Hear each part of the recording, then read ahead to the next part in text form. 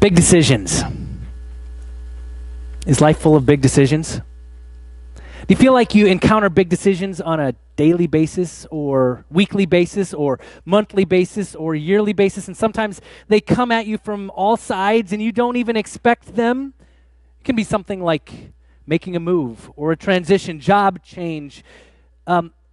Let's see, my son is getting married this Saturday, which, by the way, just a reminder, we don't have church next Saturday night. You're welcome to the wedding at Oakwood. We still have church on Sunday morning. My daughter's looking to buy her first car. These are big decisions.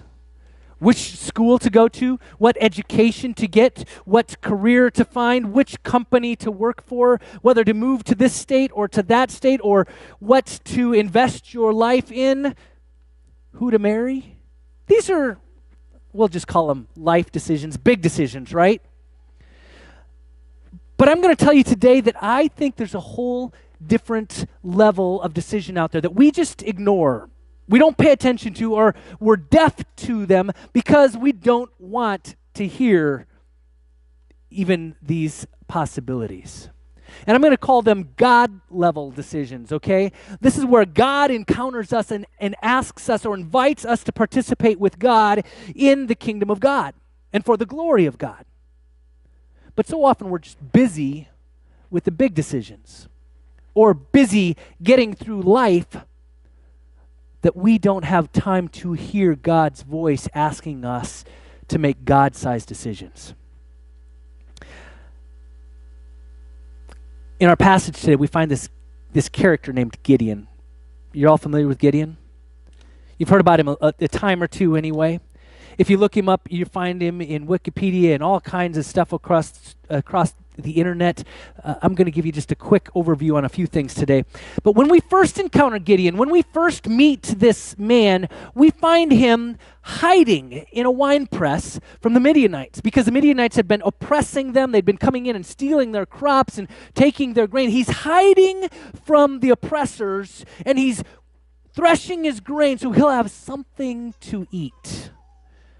We find him scared, we find him defeated, we find him living with this survivalist mentality that he can just hide from the world and get by. And then this angel shows up, and this angel, either the angel doesn't know any better or the angel knows something that Gideon doesn't, but he sits down next to Gideon and speaks up to Gideon and says, "Greetings, mighty warrior." Now, I don't know about you, but if I misunderstood the Bible or not, but for some reason, I don't interpret the definition of a mighty warrior as somebody who's hiding in a wine press, somebody who's scared of the world outside, somebody who doesn't want to encounter the troubles or the oppression around him, someone who's just threshing his own grain to get by. I don't believe that this picture of Gideon is a mighty warrior that God has sent his angel and declared him to be. And by the way, Gideon's first response when this angel says, "Greetings, mighty warrior," his response is, "God has forsaken us. God has ignored us. God has allowed these oppressors to come in and beat us down. Where is God? I don't believe that God's really on our side. God can't really be there in the midst of all of this struggle." Okay, so now he's scared. He's afraid, he's hiding, and he's also doubting God. He doesn't believe God's even there for him in the midst of this. And this angel looks at him simply and says, "Am I not sending you? Have I not called you out to be the one who would stand up? Have I not called you out to be the one who would set your people free from oppression?" And again, what's Gideon's response? "How can I? How can I? Have you looked at me?" Maybe he's not saying the outward words, "I'm scared and I'm hiding in a wine press." He's not saying that part, but he says, "Look at me. My clan, the Manasseh clan, we're the smallest, we're the weakest of all of the other tribes of Israel. Why are you coming to me? Oh, and look at me. I'm the youngest of my family. Go to the oldest. Don't come to me." He's making excuses. This angel comes to him, calls him a mighty hero, tells him that he's being sent, and he is scared, he is doubting, he's afraid, he's hiding, and he's making excuses. He thinks himself to be weak and incapable, and yet God shows up and lays something at his feet that really would be impossible in most circumstances. Now let me just step out of this for just a second, because this is a biblical story, but I want to bring it home. I want to bring it right here. How many times do you find yourself like Gideon? How many times have you encountered a time where there's something going on in the world or in your world, an environment around you, and you're afraid, you're hiding from the world around you, you don't want to step out because you're afraid of what you're going to encounter? You're filled with doubts and fears, you've lost your hope, and all of a sudden you're making excuses to God, you're making excuses to your friends or your family, you're making excuses at work. You think yourself to be weak and incapable of doing what you're supposed to do. You don't believe yourself to be a hero or a mighty warrior. The truth is, I'm going to tell you today, I'm convinced that when we find ourselves in this position, in this place, then all of a sudden God shows up and God gives us a God-sized decision to make. Not just a life decision, not just a big decision in life, but a God-sized decision where it's literally stepping out from the depths, from the hiding place that you've been buried in the wine press, avoiding life itself. And God says, it's time to step up. I got something, I've got a purpose for you that is above and beyond and greater than anything you can know. And I'm going to tell you, I think God does this for a reason. Because God doesn't need our strong faith.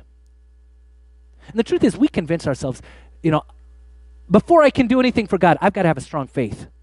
I've got to know the Bible. I've got to have Bible verses memorized. I've got to be strong enough that I can tell somebody what I believe. I've got to have all the answers to everything that anybody's going to ask me. Before I can do anything for God, I've got to have it all right.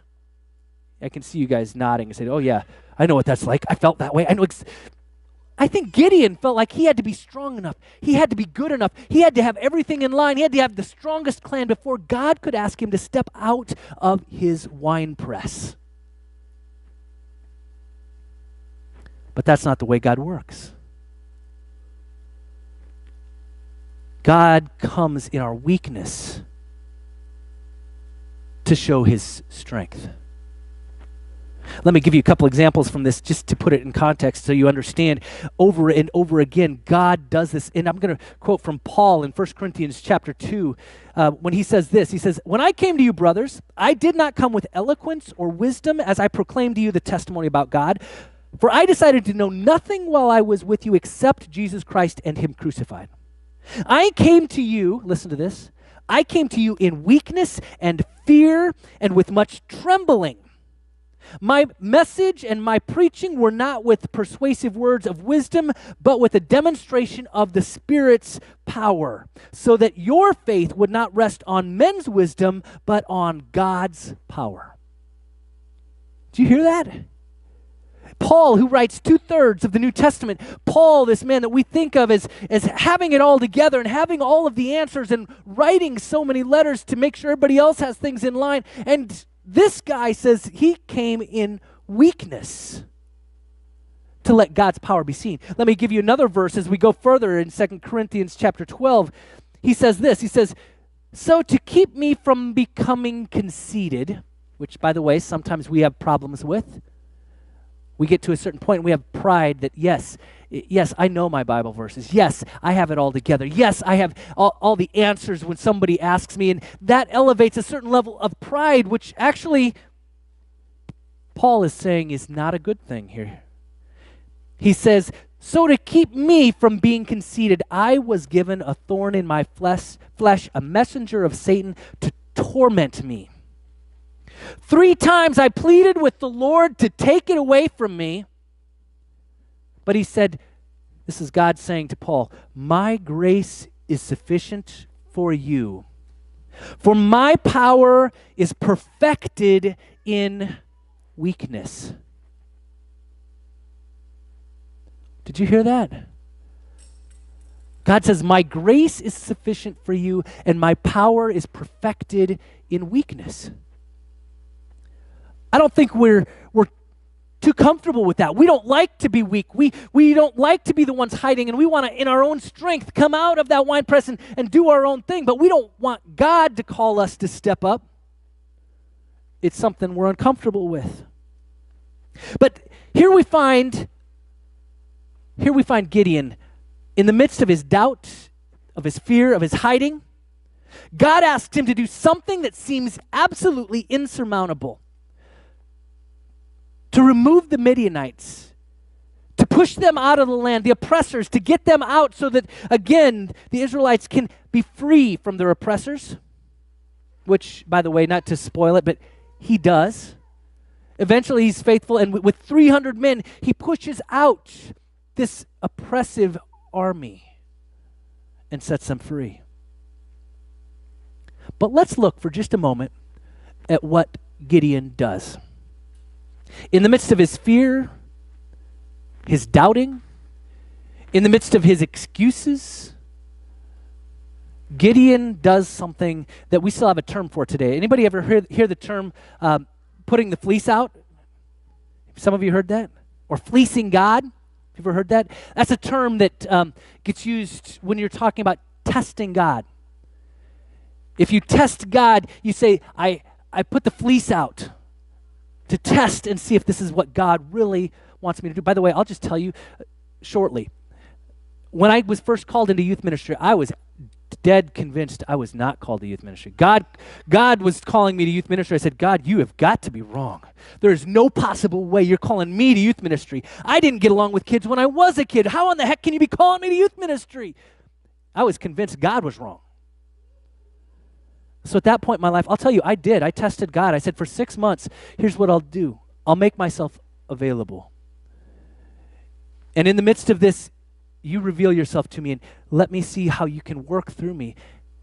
And if I see that and if I can witness what you're doing, then I'll be faithful, even though I don't like it, even though I'm scared to death of it, even though I think and I'm convinced I would fail at it. I'll do it. So here Gideon is where he started the term putting out the fleece. He says, okay, God, give me a sign.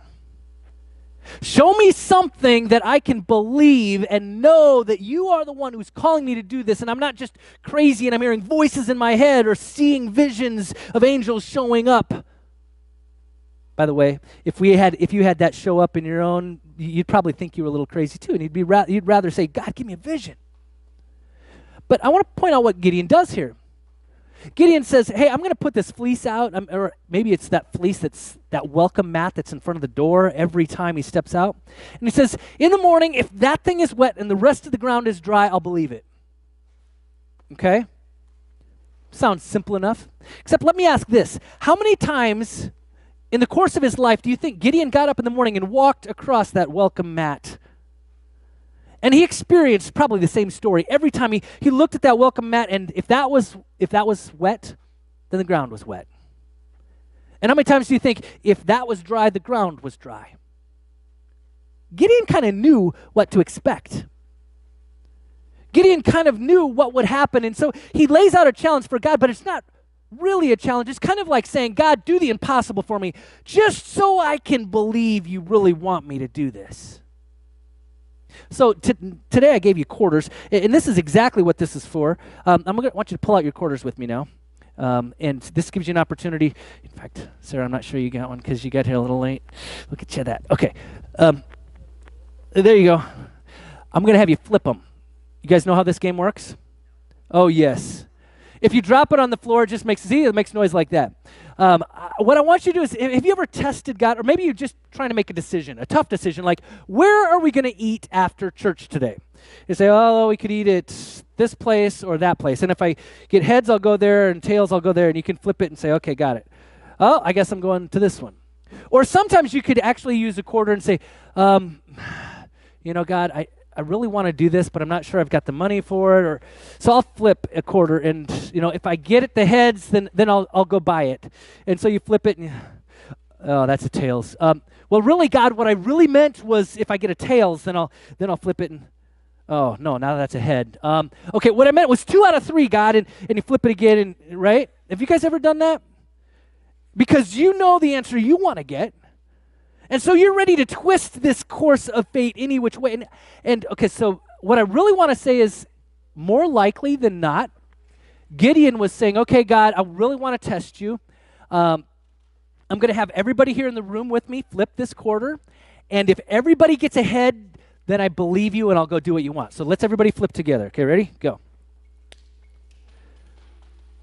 And if you drop it on the floor, that still counts. You just have to say what it was. Okay. So how many of you got heads? Oh, darn. How many of you got tails? Okay. Now, usually, I'll tell you, the truth is most of this time it's 50-50. Regardless, it's about 50%. Did you know that? It's going to be about 50%. But in Gideon's case, it happened to all be heads. It's like, oh, wait a second, God. I don't believe you. This can't be. This is total coincidence. Not really, God. It says, okay, everybody in the room, we're going to flip it again. And if we all get tails, then I'll know that it's God telling me to do this. So let's flip again. I got a tails. Everybody else get tails? Oh, no. Who got heads? Look. Oh, I don't have to do it. No. In Gideon's case, both times, God revealed God's authority over the natural order of things. God revealed God's authority over the dew of the ground and where it would lay in such a way that Gideon recognized God's authority in his life and, in fact, committed to follow through with this God-sized decision. Gideon was afraid of what God was asking him to do. But I will tell you that in this, Gideon was at least faithful enough to test God. Gideon didn't outright reject God and say, God, I can't do that. I won't do that. I may be the weakest and my clan might be the smallest, but I'm not rejecting you. I just need to know. And I think that may be even more faithful than what many of us do when we encounter a God-sized decision, God pulling us out of our hidey hole, God inviting us to face our doubts and our feelings of weakness and incapability, at least testing God and saying, God, maybe you're calling me to this and I need to test it. And I believe there are times, most often times when we find ourselves the weakest, that God is right there to say, I want to use your weakness to display my strength.